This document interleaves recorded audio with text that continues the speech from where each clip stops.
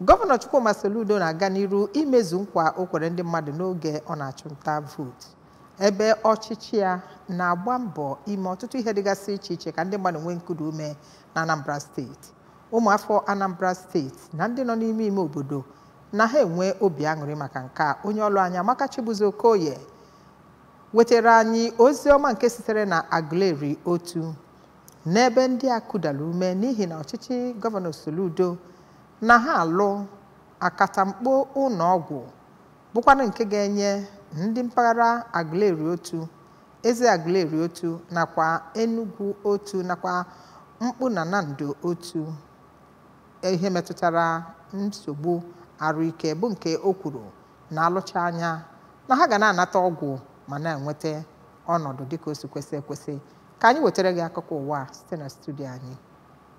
A ga-arụcha ya bụ ụlọọgwụ nke bụ otu ụlọọgwụ ga na-enye ndị mmadụ Ahuike na Aguleri otu nke dị na ofe Ọmabala. Ọ ga-abụ ụlọọgwụ nke izizi ndị mmadụ ga-eje na-anara Ahuike na Aguleri otu mgbe ọ na-edugharịzi ndị ABS iji wee jee njem nleta na ya bụ ụlọọgwụ nke a na-arụ. Ka onye eze ọdịnala nke Mkpu na Nando otu Aguleri bụ Igwe Johnson Mbanefo kọpụtara obi ụtọ ya wee nyere ya bụ akatamkpo ụlọọgwụ a na-alụrụ ha nke arụitegoro n'ogo pasentị 40 ma sikwazịa na ya bụ ụlọọgwụ bụ otu ihe ọma nke megoro ndị obodo Aguleri otu niile. Ya bụ onye eze ọdịnala toro Gọvanọ Soludo na kọmishọna na-ahụ maka ahụike bụ Dr. Afam Obidike maka ọsọ enyemaka ha gbatara obodo ahụ ma kpọkwazịa Gọvanọ Soludo ya bikodo dodo ka ọ na-ebe ya anya n'ihe gbasara ịrụ ụzọ Odene Aguleri ka ha wee nwekwazịa ụzọ esi aga na ya bụ ụlọọgwụ. Onye President General nke Mkpu na Nando otu Aguleri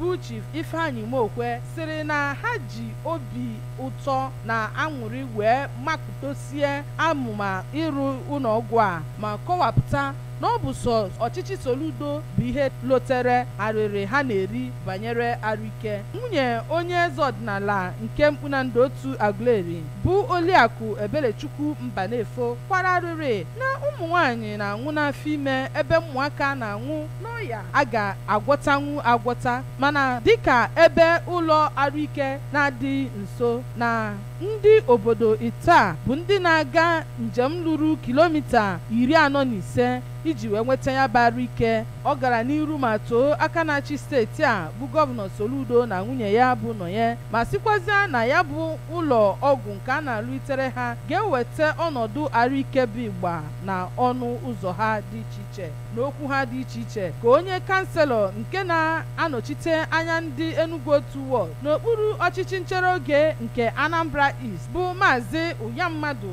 Amechi, ebe onye odeakawo nke ndị All Progressives Grand Alliance Abga Enugu otu wọd bụ Chief Hilary Mokwụgwọ toro gọvanọ na-achị Anambra steeti maka ilote ndị obodo ha site na Enugu otu Aguleri. Abụ m Amaka Okoye maka akụkọ ụwa ABS.